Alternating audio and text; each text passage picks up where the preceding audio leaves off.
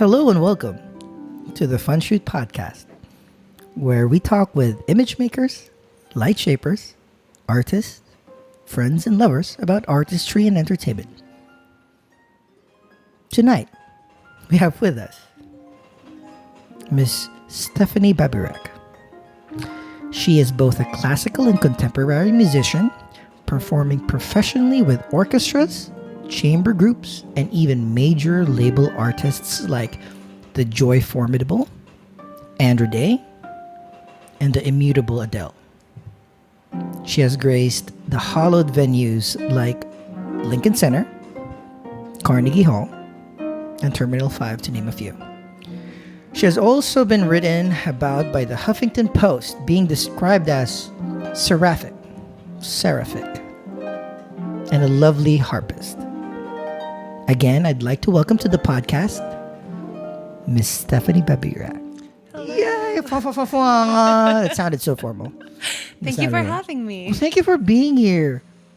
Again, when I was trying to list down my weird friends that I could bring to the podcast, you were definitely on top of the list. Yay!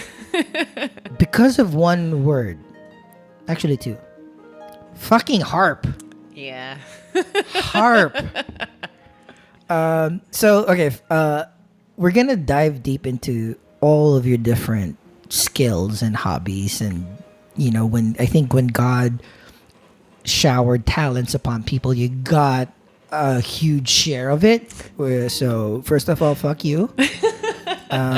But in your own words, tell the people who you are.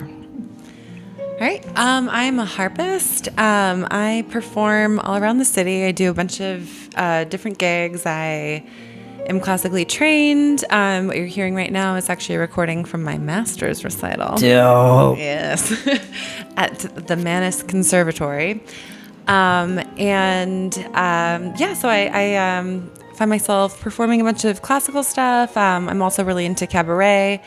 I've been doing a lot of burlesque performances and jazz and improvisation. So I really love to do a little bit of everything. Okay, so many things that, jump out in just that 30-second introduction that you said. So you are a classically trained harpist. Yes. I know you from the burlesque scene. Yes. That doesn't seem to be something that jives directly with each other. It's true. So that is fun. But also, again, you teach. I do. You teach not only the harp, right? Yeah, I teach piano as well. So again, fuck you.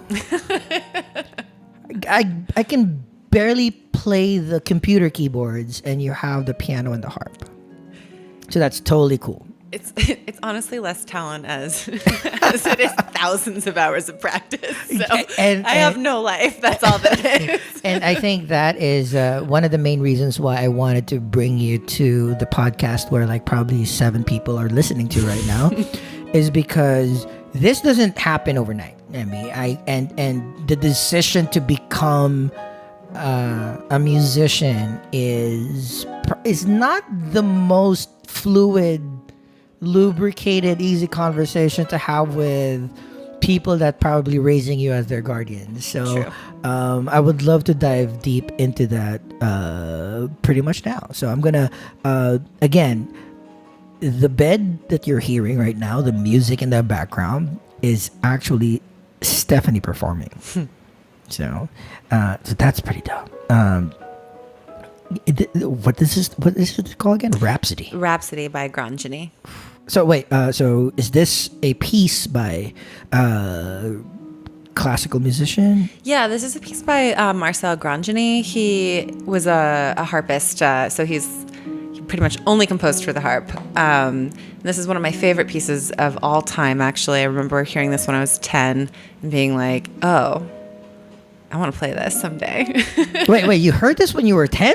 I did, yeah. If I heard this when I was 10, I'd be like, please turn on the video game, and I shall play that. I mean, Zelda has a lot of harp in it. So. That is my textile. So I was figuring that is my introduction to the harp. Apart from seeing pictures of Cupid with that tiny little thing, which is not the thing that you've been looking around the city. Unfortunately, no. All right. So I'm going to turn the bed down a little bit so we can really dive into the actual episode.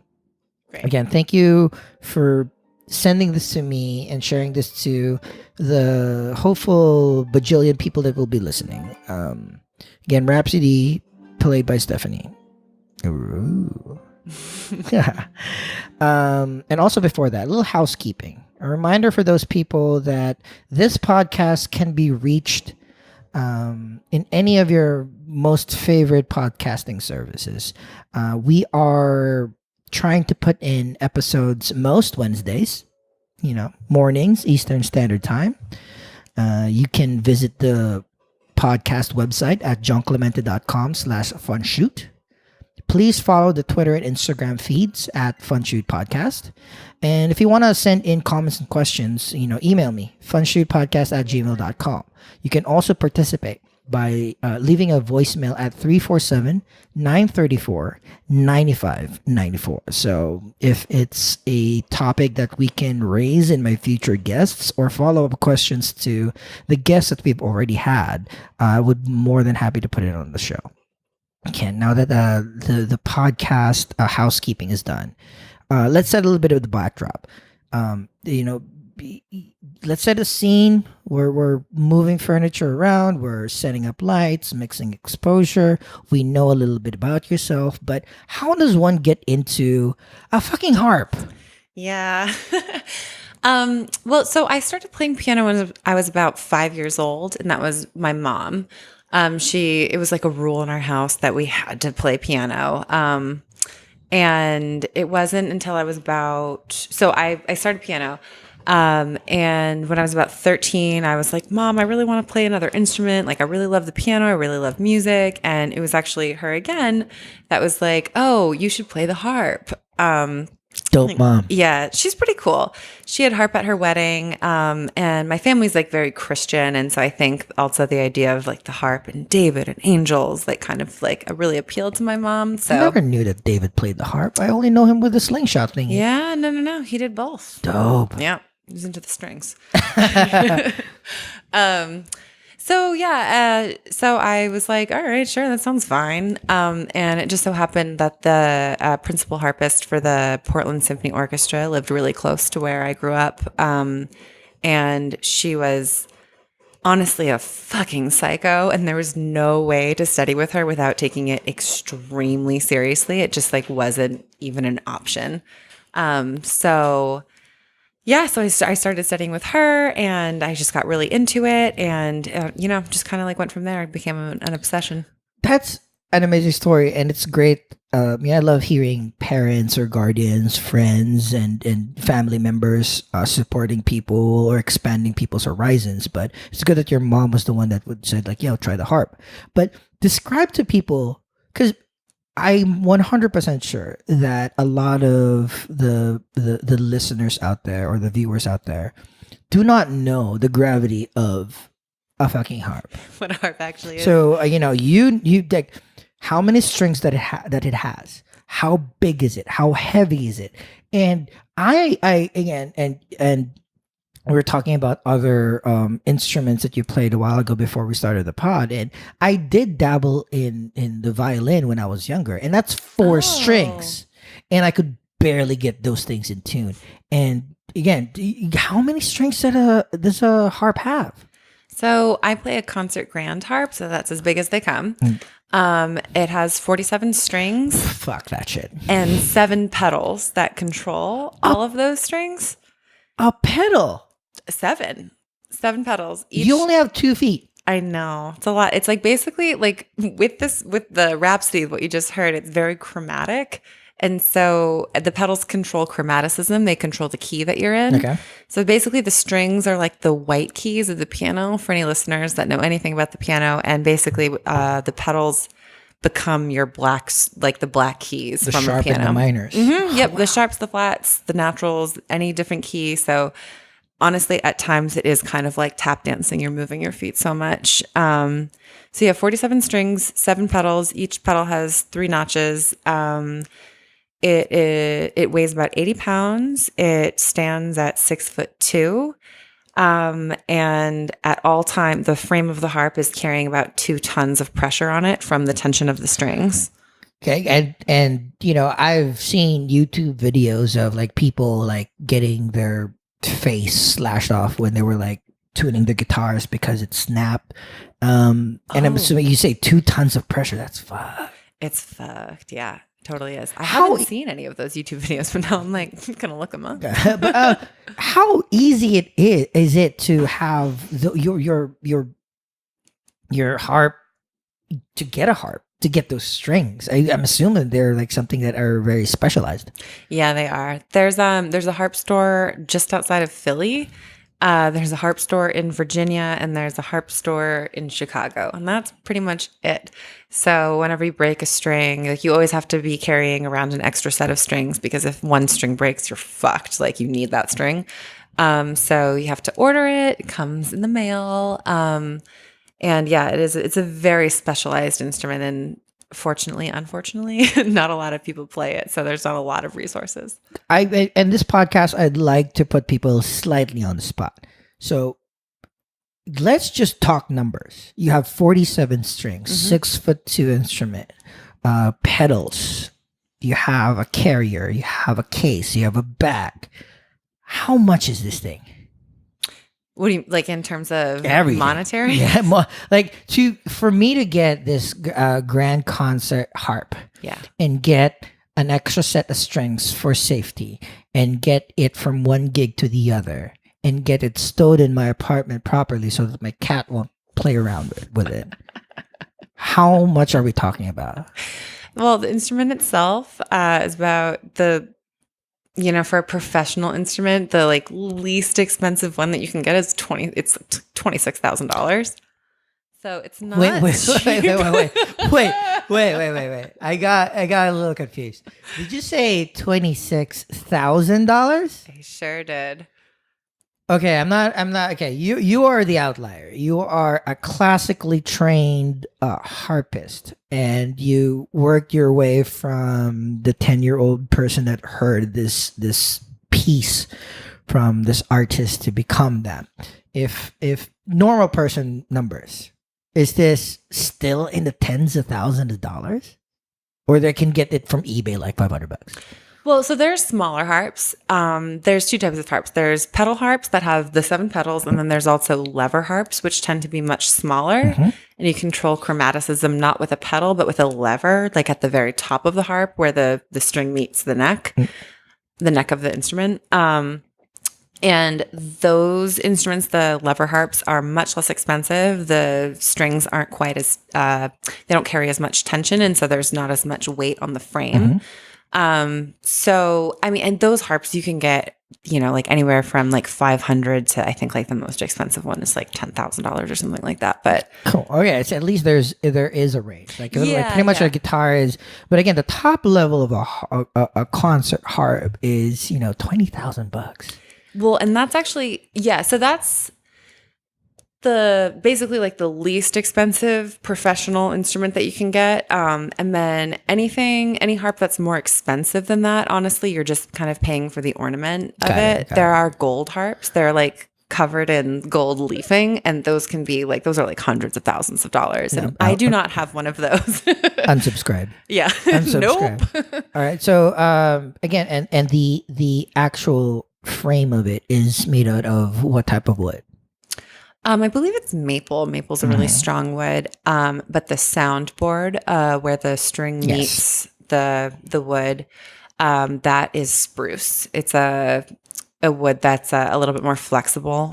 Over time, the soundboard of the harp curves up. The tension of the strings kind of like bows it a bit, and it's like very resonant. So it's a beautiful instrument. Yeah, it is a very, very sexy instrument. And for those who are listening on the podcast, I'll do a link to a couple of the photos that we've done. If you visit the blog on jongclemente.com, you'll see I did an entire week out of a shoot that I did recently with Stephanie because it's just gorgeous. So one, Stephanie's gorgeous, so you're welcome. But also the instrument itself, it has amazing curves, amazing straight lines. So it is just a pretty thing to look at. But I, again, as a stupid person, I had no idea that, it was big, but it's 6'2" and 80 pounds to look that around. So you have a 26,000, let's say, average it out. Let's say you have a $10,000 harp. You have the strings, which a set would, let me ballpark it, maybe say $500 a set. Close, 600. $600 a set. Yeah. Awesome. Maybe say, hey, I can't afford a $26,000 harp. I'm going to do a $10,000 harp, but I'm going to make like the fucking awesome set of strings to compensate. So I have $10,000 and $1,000 set of strings. The case, probably another $1,000. Yep. I remember, and this is something that I would have never thought. Again, I'm very stupid. I would have bought just like a regular trolley thing for something this big, but you had like a specialized rolling A dolly for it. Harp dolly. Mm-hmm. Probably another $1,000. Actually, that was like the least expensive thing of my harp gear that I have. I think that was like $350 or something. But all of that it is just like a little wooden dolly with wheels on it. So it really shouldn't be that much money. But I'm assuming that if you're carrying something, even just the width of the neck that will be, or the width of the brace that will be carrying the neck of the instrument will be very expensive. And again, I wanted to start off with the very difficult stuff and the stuff that are people won't necessarily be excited talking about, just to highlight that this is your thing. Yeah, it was a commitment. And how did little Steph, 10-year-old Steph, get to the point where like, all right, this is gonna be my thing? Because on one hand, people can look at it like I am looking at it. It's like, fuck yeah, it's sexy. All right. It's like, I would love like this, like angelic, like what Huffington Post said, seraphic. I don't know if I'm pronouncing it correctly. Seraphic person playing this extremely melodic instrument for me all the time. But I will not lug that shit around. Yeah. So how did you get from, I heard this song on a record, to I'm going to train with this person and this is going to be my entire life? Well, it was honestly kind of a little bit of a difficult road because I loved and still love the piano so much. So when I was in middle school and high school, I was playing both instruments. I was really serious about both instruments. And when I was about 15 or 16, I was pretty clear that was what I wanted to do. I really wanted to go into music. I wanted to go into performance. But I had a very, very hard time, honestly, picking which instrument I was going to choose for my main one, because you really can't play two. Like, seriously, you can't study both in school. School is so intense. So I got to conservatory and I was playing both instruments for the first year.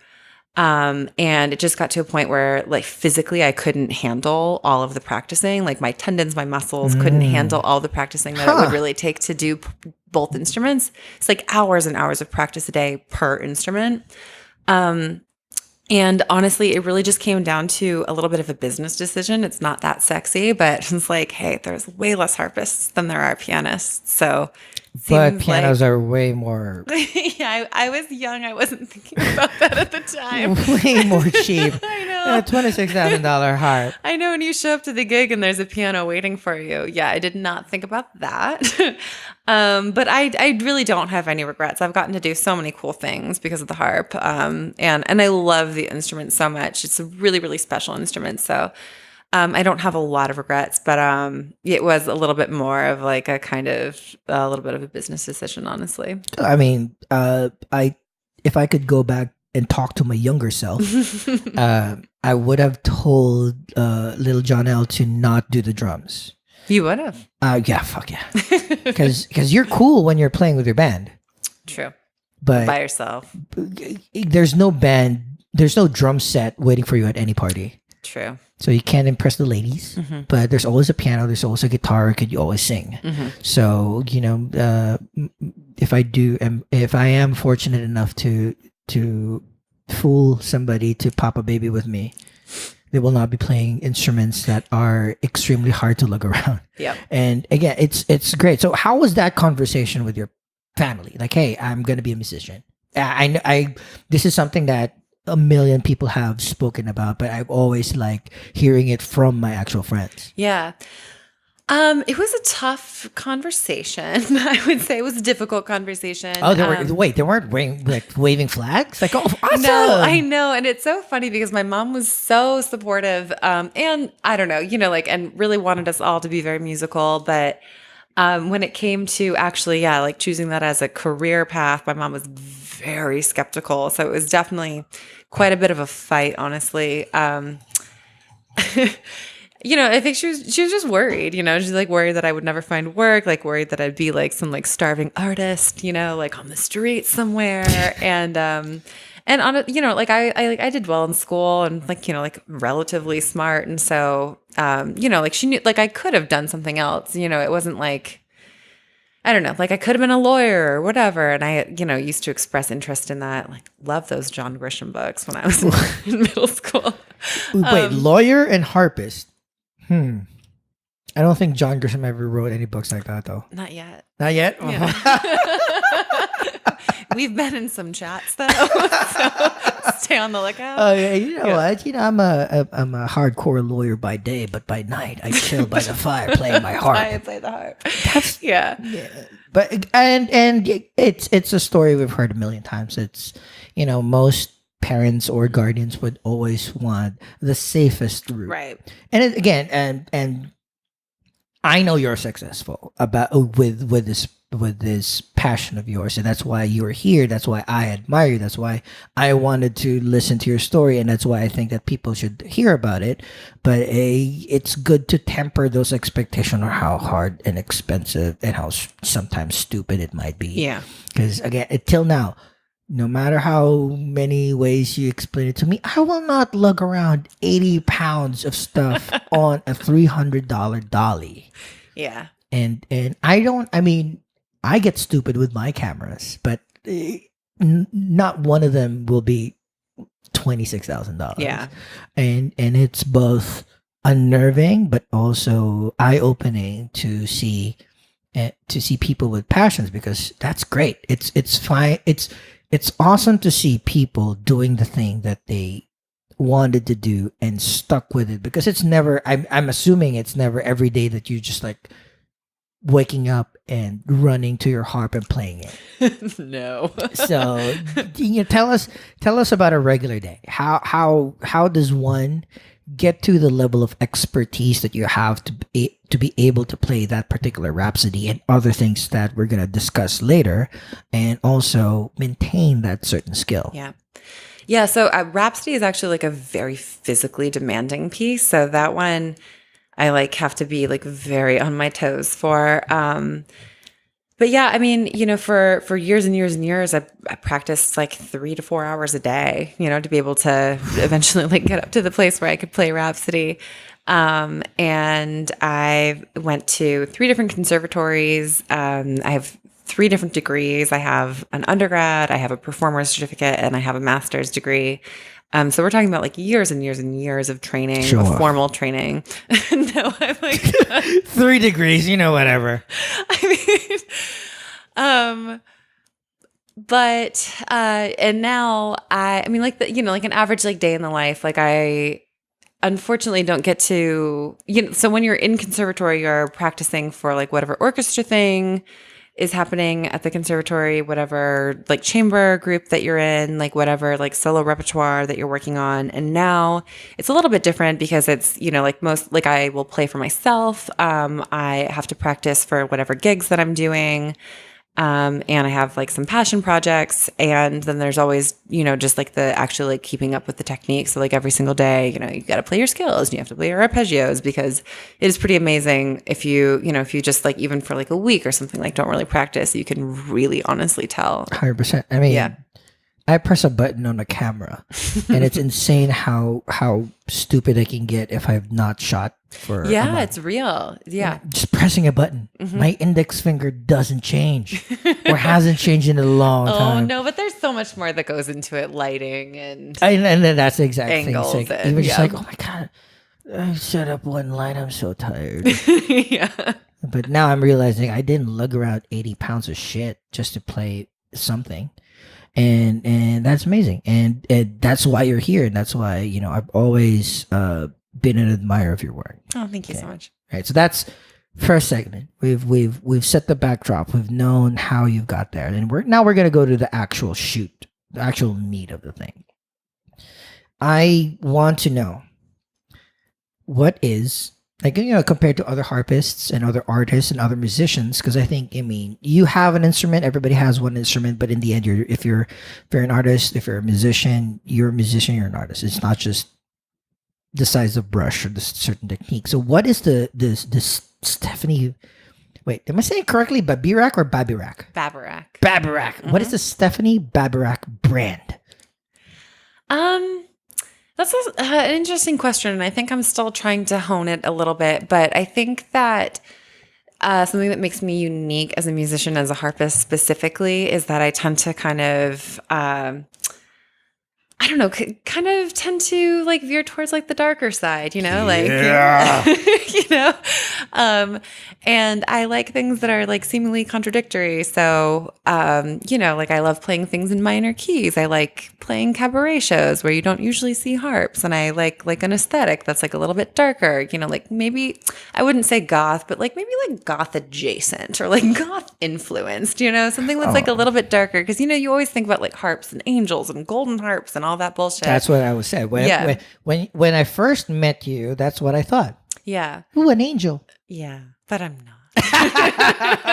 Yeah. Yeah.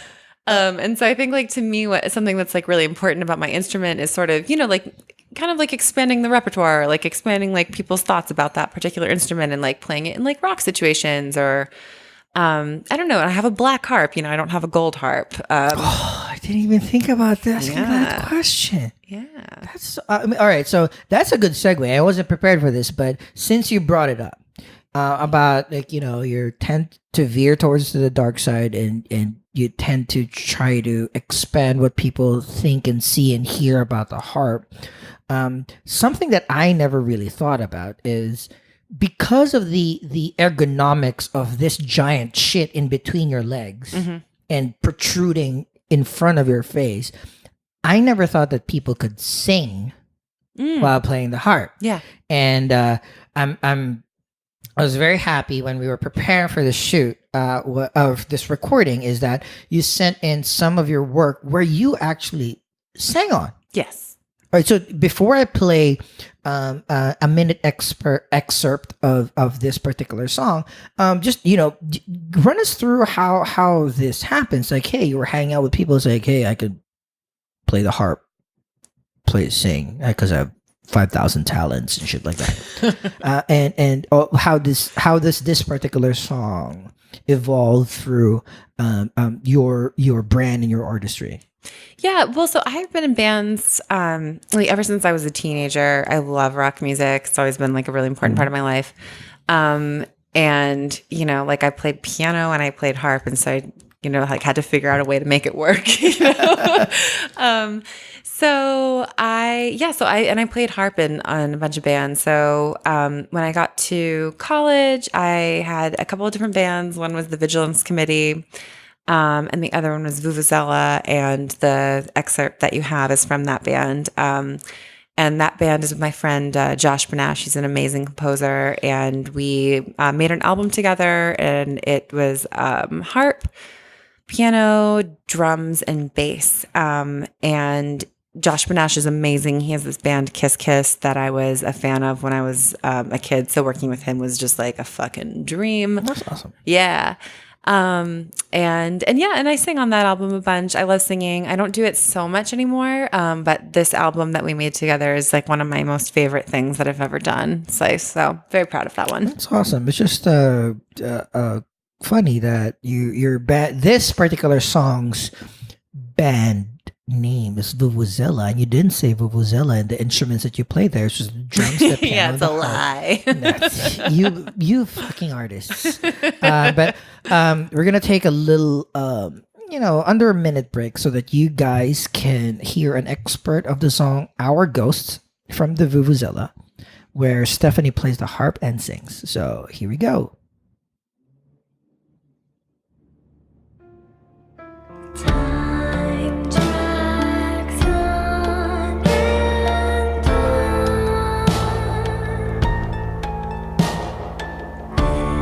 It's been silent with you gone. I cannot leave these walls weigh on me. He knows I'm baffled. Worst that you display. This house holds Dope. So when I was listening to the few songs that you sent over, and I've always, I've aesthetically or visually, I've always found the harp extremely pleasing. And then when I really dove into how the harp sounds, it's really tough how it's so slightly similar than how a piano sounds. And you realize it because you're striking chords. And the piano, it's just like there's hammers that strike the chords, and in the harp, it's your fingers that act as hammers. So there's just this little tactile, personal, human touch to the thing that reverberates to the thing. And with you just tell me a little bit about that particular song and how that writing process, and how did you guys collaborate to make this piece of music? Sure. So I think that was actually one of the first songs that Josh and I wrote together. And I came up with the basic structure of it, and most of the melodies, and I brought it to him, and it was kind of just like, he's kind of like my musical soulmate. So I just brought it to him, and he just sat down on the piano and started playing along to it, and started playing everything that I wish I had written, to accompany it. So yeah, he's just a total dream, and that's sort of how that particular song came together. That's awesome. Shout out Josh. Yeah, Josh Banash. That's awesome. And rounding out this particular segment is,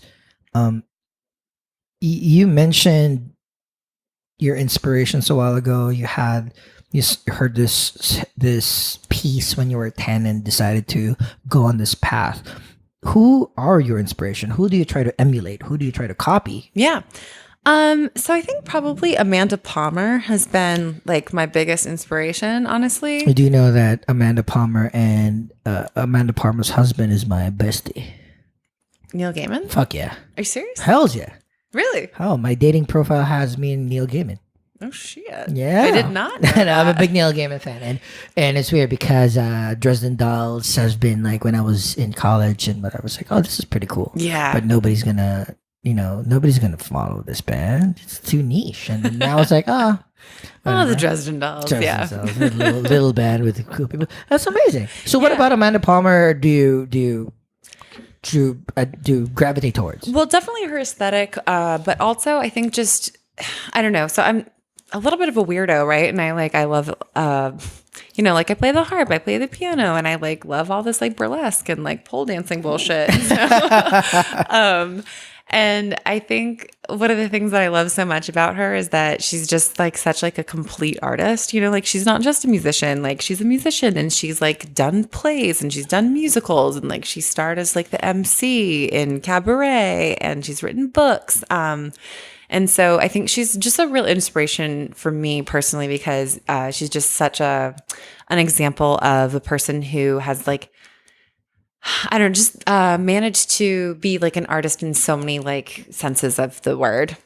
Amazing. And it's good. It's always, we as people that have passions veering towards the arts, it's really hard to find something terribly original. Yeah. And it's always good to not necessarily copy from, but pick an inspiration and go from it. Yeah. And I'm glad that my favorite things is when my friends tell me that their inspirations are cross verticals or cross genres. Like you're a harpist, but Amanda Palmer is a singer. Right?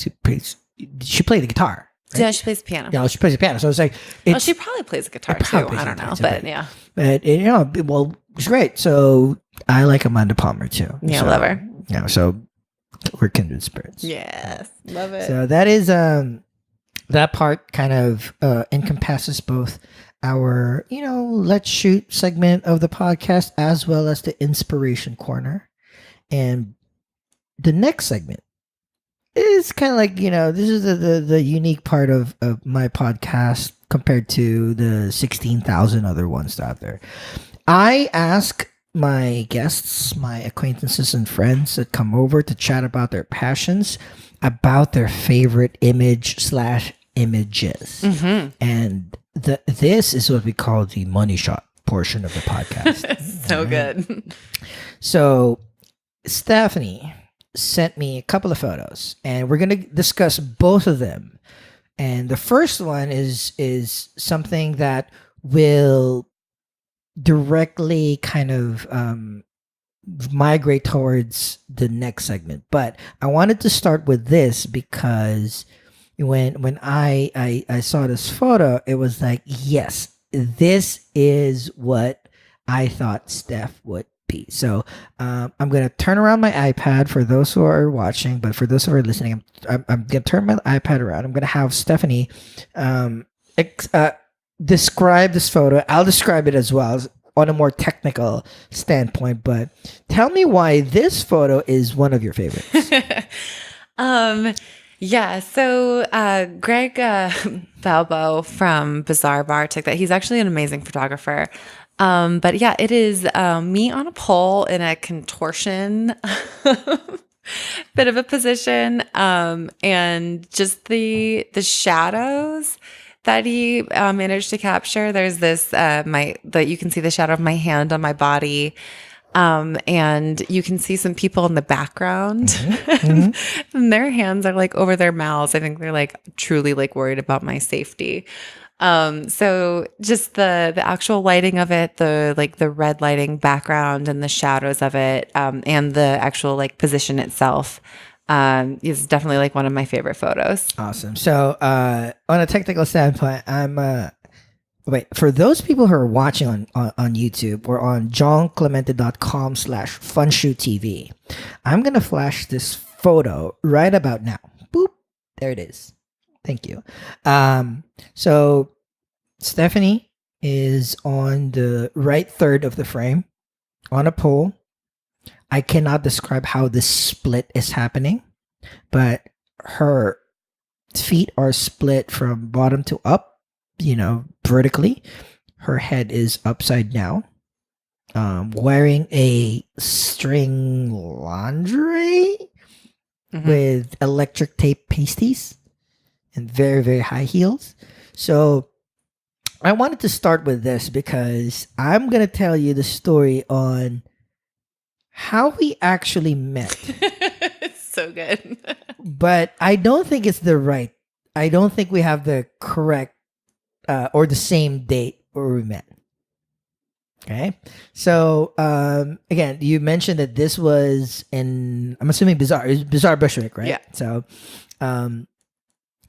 years and years ago, we know each other from our friend Mr. Astaire, a burlesque performer, art model, gorgeous, gorgeous woman. So I met her because she was referred to me, or somebody told me like, yeah, she's a cool person to shoot. So shoot her. Don't worry about it, because I tend not to shoot randoms anymore, only because of the day job. It's not because I don't like random people. I love people, but we were chatting one day. We were shooting here. our very, very first shoot together. And she mentioned like, oh, I haven't seen you in the burlesque scene a lot because I didn't go to a lot of shows because I hated being that dirty old man by myself at the bar while my friends were performing. But after the show, when they're done and we're hanging out, I look super cool. But all the ladies are done by then, so that's not good for me. No, she asked me what my favorite burlesque show that I've been on, and I talked to her. I was like, hey, okay, a couple of years ago, I was seeing this lady. Her name was Cat Elizabeth. She lived in Bushwick, and she said like, hey, I live near a bar called Bizarre Bar. They are having shows here most days. Just swing over, we'll hang out. And she got seats right by the side of the stage. And it was probably the most amazing show that I've seen to date because firstly, I saw a small band, an old-timey band with an accordionist that sang as the first set. And then midway through, I saw a person playing the harp. And then after, like in between the fucking song, she stood up and did pole. Yeah. How the fuck does that happen? It's like that is the most Brooklyn thing that I've seen in a long time. Yeah. And towards the like latter part of the show too, said accordionist did silks. Shout out Erica Mancini, and then play the accordion and then sing while on the silks. Yeah, upside down. Motherfuckers.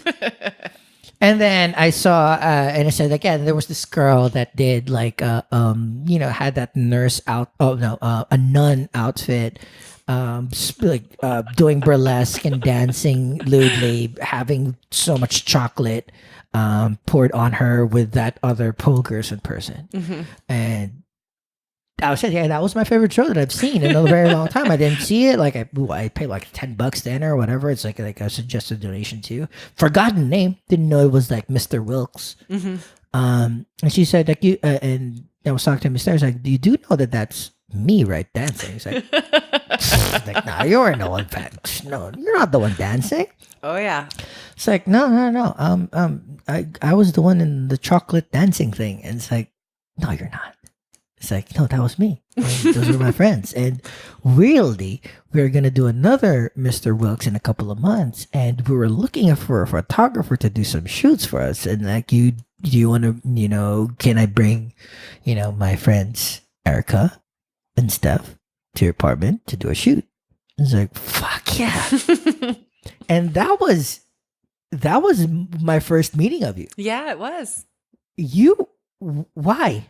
Why would you play the harp and do pole naked? How? So before I go to your second favorite photo, because I think that is far more superior than any other photos that you sent. How did that come about? You were a fucking harpist. Why are you doing pole dancing? Why are you doing burlesque? Yeah. I know you're gorgeous. Everybody knows you're gorgeous, but how did that passion come about? Well, two ways, honestly. When I was younger, like growing up, I always did ballet and I always loved it. Love like anything with classical music. So I've always loved dance. And, like when I moved to the city, I remember I saw this one girl pole dancing and I was like, holy shit, I have to do that. Like, it looks so fucking fun. I have to do it. So that's how that started. And I just like got really into it. And, like we were like laughing earlier about like how like neither one of us can do anything like halfway. Don't half-ass anything. Full-ass everything. Everything. So, like I wasn't content to just like take like a pole class. I was like, no, I have to get really fucking good at this bullshit. So yeah, I got really into it. And I also, like for me, I think like any art that's like, like high art, low brow is like any of that sort of stuff like really like turns me on. And I love circus. I love like grotesquerie, like kind of, like that like genre. And so, and anything that's like dissonant. And so like the dissonance of like, like playing harp and then like pole dancing, like there's something about that really appeals to me. It appealed to me. Yeah, I'm so glad. 1,000%. Yeah. I just figured like I was looking at it and I was like, I was with Kat Elizabeth then, and I was just dumbfounded because those are not congruent things. Yeah, they're really not. I mean, I understand like people do pole dances now for fitness because it requires a lot of strength and flexibility to be able to do, let alone look good while doing it. But there's no reason why one would be beneficial for the other. Nope. I mean, the only thing that I will say is now that I'm like very good at pole, I'm fucking like super strong. And so like carrying that 80-pound harp around That's is super like easy. not as big of a deal. So. All right, okay. So it was more for the lugging around. Well, so that's amazing, and we'll touch upon your other passions on the next segment too. But prior to that, let's just close out this segment a little bit, and I'm gonna turn again. For the audio podcast listeners, I'm gonna switch around the iPad again so I can show her. She sent 2 favorite photos. I did not bribe her, so please describe the true. second photo. Yeah. I love that photo so much. It's one that you took of me. Oh, me! Oh, Yes, you. I'm crying. Oh, fuck.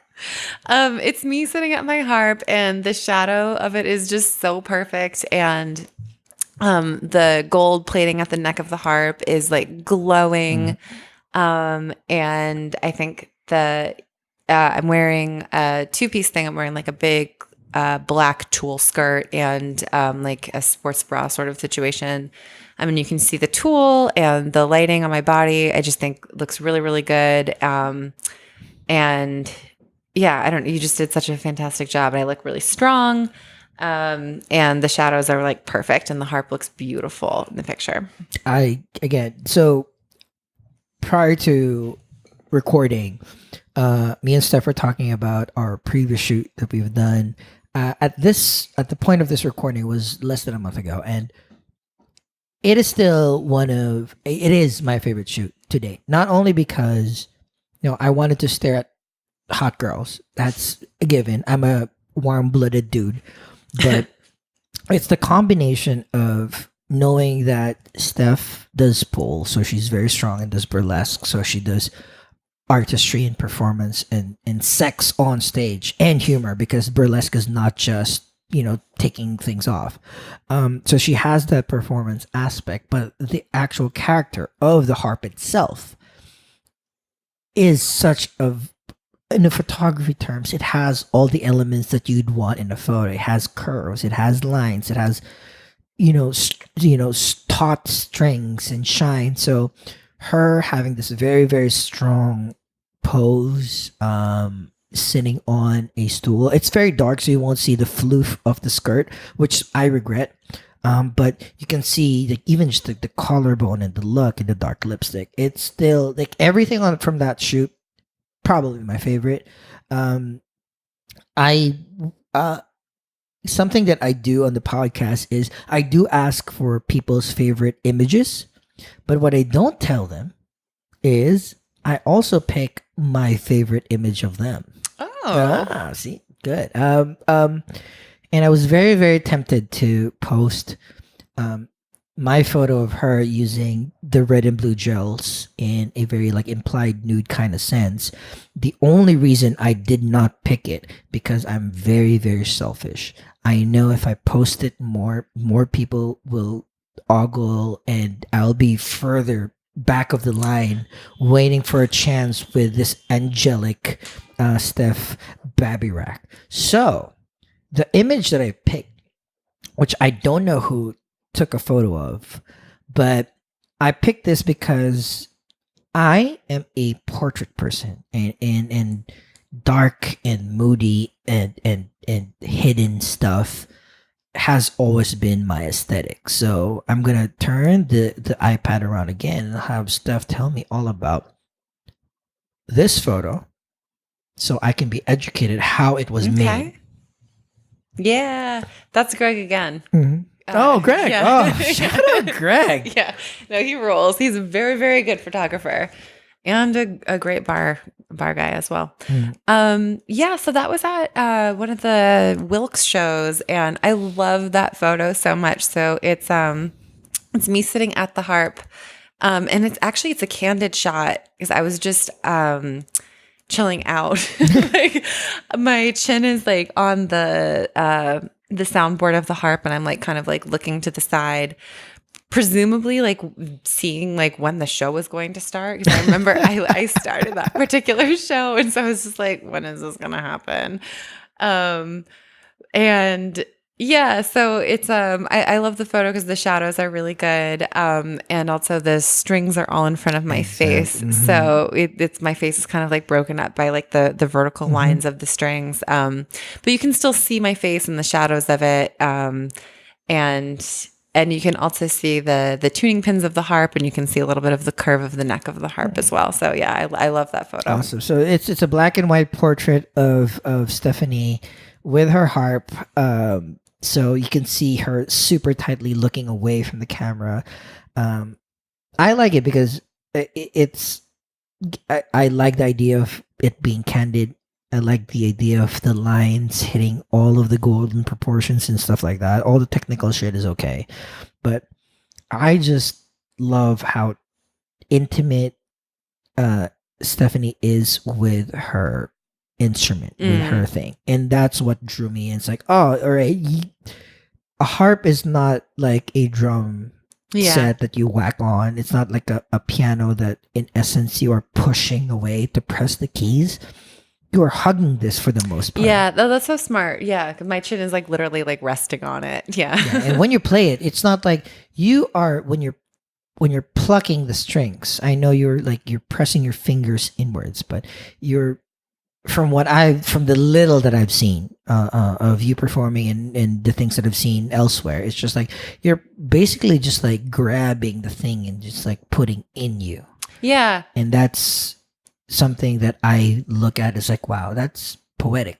And that's why I will never play that instrument because I never have that passion with something. And I'm glad that you do it. And again, all of the photos will be linked in the description of this episode. If you're on looking at it on your any of your podcast services, just click on the description. You'll see an image. It'll be on the blog post, and if you're watching it, it'll be splashed on all over. But Greg, good job, bro. I mean, well, again, I'm not gonna give you too much of a credit. She is like very, very, very easy to shoot, so it's not a big of a deal.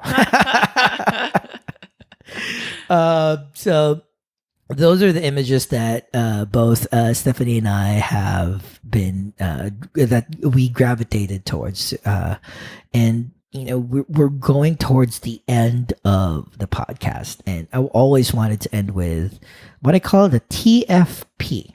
In photography terms, TFP is like trade for portfolio, when you shoot for fun or for practice and whatnot. But for this particular podcast, it's more trade for passion.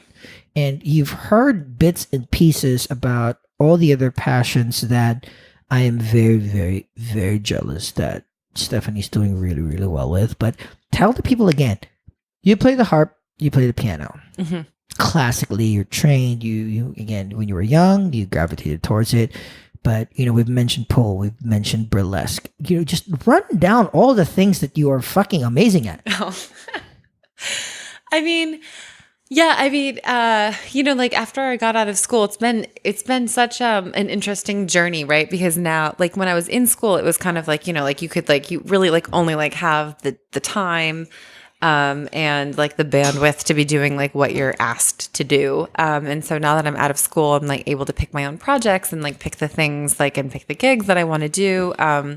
It's just been like a really interesting exploration. And I feel like I'm still on that journey, honestly, trying to figure out, who I am as an artist and, the projects that I want to do. But yeah, I love playing the harp. I love playing the piano. Pole dancing. I do a little bit of other aerial work. I do some aerial silks, and aerial hoop. Yeah, I love that shit. It's so fun. So fun. You can barely do 4 pull-ups. Yeah. I mean, that's all you really need, honestly. 4 pull-ups and you're good. And I love burlesque. I love burlesque so much. I think it's just such like an interesting art form, and the possibilities are kind of endless. And I love the humor and like the sexiness that goes into it. And honestly, just like some of these performers are just so fucking creative. Yeah. You know, and they like manage to like kind of like take you on this like amazing, like, you know, like 3 to 5 minute journey that like you would never expect to go on. Like for instance, Tiger Bay, I've performed with her a couple of times. Like, So every single person that knows me know that Tiger Bay has been my number one person. Mostly because she's a redhead, but also she's weird. she's weird as shit, man. She's the person that I have. She's on my wall, for God's sakes. But I've shot with her so many times. We've probably spoken 6 words to each other. I don't know how to talk to this person. Yeah. But, you know, her fucking rain cloud act, fucking killer. Amazing. Have you seen her Yeti act? Yeah, so Tiger will always be has been like the burlesque number one thing. Yeah. She'll never be on the podcast. I won't be able to talk to her. I get that. Yeah, I'll be I like, do. I like, "Sup?" hey. Sup? Yeah, no, and I love that about burlesque, and I love people that are just like fucking weird and like just like really go for it. You know, I always have. And I think that that's one of the things that's like really like drawn me to burlesque. Love the weirdos. And I gravitated toward the burlesque scene because it's a combination of, again, I'm not the nicest dude, but in combination, I'm not the worst dude too. And burlesque is kind of that weird nexus of, it is very, very sexy. It is people taking clothes off, but it's not just the taking clothes off. Now most of my friends are in the scene, and the amount of work and time and resources just to do those fucking costumes, I would never do it. Like, nobody could even fucking pay me to do a shoot outdoors if they, you know, if it's hot outside. Yeah. So, you know, the passion that they exude, or the effort that they exude to be able to make their passions into reality, is something that's very, very admirable. But it is also craft. It is also skill that you have to build your costume. You have to practice your act. You have to hone it and make sure that it is not, you know, for the most part, funny, a little bit artistry in there, but also just have a story, like what you mentioned. You can't just like strut out there and then strip off, and that's going to be burlesque. That's not burlesque. Yeah, no, it's not. Yeah, and it's great because I mean, as I've mentioned in this episode a lot, very jealous that you have so many skills, but I'm very thankful that you get to show it to, you know, as many people that you can, because again, I saw you perform way before you went to my apartment and did a shoot with me and Erica and Mister, and even from then I was already like, I'm slacking. I'm fucking, I can do very, very neat calendars. I can write strongly worded emails. But that's about it. If you tell me you are an amazing photographer. I will always keep on saying, like, I know a little bit. I think my skill is good taste because I won't shoot people, at least up until now, I've only shot people that I know, no matter how stupid I am. A blind photographer can shoot Stephanie Babirak amazingly.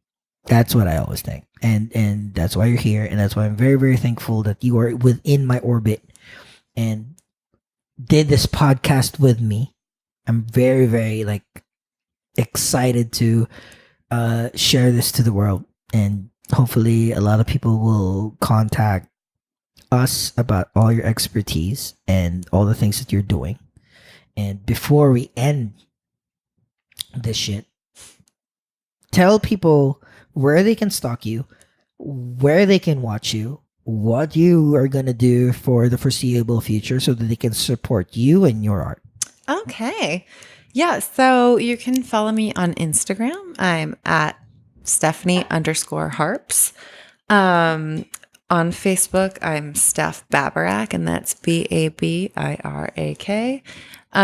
You can see my website, which is stephaniebabirak.com. And in the coming couple of months, I have a bunch of performances. On May 11th and 12th, I'm performing with the Queer Urban Orchestra. And that's a classical concert. On May 16th, I am doing a pole and harp burlesque gig at the Pinta Cabaret. And that's at Silly Rabbit, which is the Penthouse Club. May 18th, I'm performing pole at Stigma Unbound. That's in Bushwick. And June 20th, I'm back at the Penthouse gig. And then this summer, I'm going to be performing at Edinburgh Fringe Festival. But there is, I know, I'm really excited about Oh my God. but there is going to be a showing of the show in the States, and that's going to be happening at the 59 East 59th Street Theater. And those dates are July 13th, July 18th, and July 27th, all at 8:30. It's amazing. Again, what you're hearing in the background is Rhapsody, performed by Steph. It is extremely soothing. I will probably have this on loop whenever I take a shower in the morning. And I'd like to thank you, Steph, for everything. Oh, thanks so much for having me. This was such a dream. Your time and your stories. I just like, even if like nobody listens to the podcast, I am just energized in the things that you do and you've done. And I'm very happy that I've come across your friend so that you've come across my apartment. Yeah. And I've kind of seen you naked. You definitely have seen me naked. No question about it. That's something, which is weird because when I shoot, I don't see people. Like I see lines, shapes, highlights and lowlights. And then when I start editing, it's like, oh, fuck. I should have stared a little harder. Man, I lost my chance. But, so again, thank you, Steph. You are the best. I never thought harp could be this cool and this gorgeous.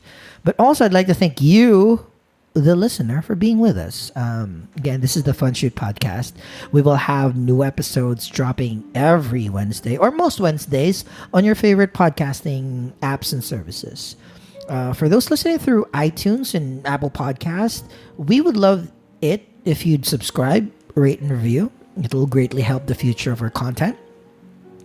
You can visit the Fun Shoot Podcast website at jongclemente.com/funshoot or bit.ly/funshootpodcast for short. If you are the type of person that doesn't like listening to shit and you want to watch stuff in the office on YouTube while you're working, lucky you. You can also watch most of the episodes at jongclemente.com/funshoot.tv or bit.ly/funshoot.tv. And please follow, comment, like, share our social media accounts, Twitter and Instagram at Funshoot Podcast. Please send us your comments and questions at funshootpodcast@gmail.com. And again, if you want to participate, leave a voicemail at 347-934-9594, and we will feature whatever voicemail that you have if it's appropriate. If it's not appropriate, I will just listen to it by myself in my bedroom. Cool? Cool. And this is the Fun Shoot Podcast. You have Stephanie Babirak, the seraphic harpist here, and I am Jong Clemente. Thank you for listening, and I love you.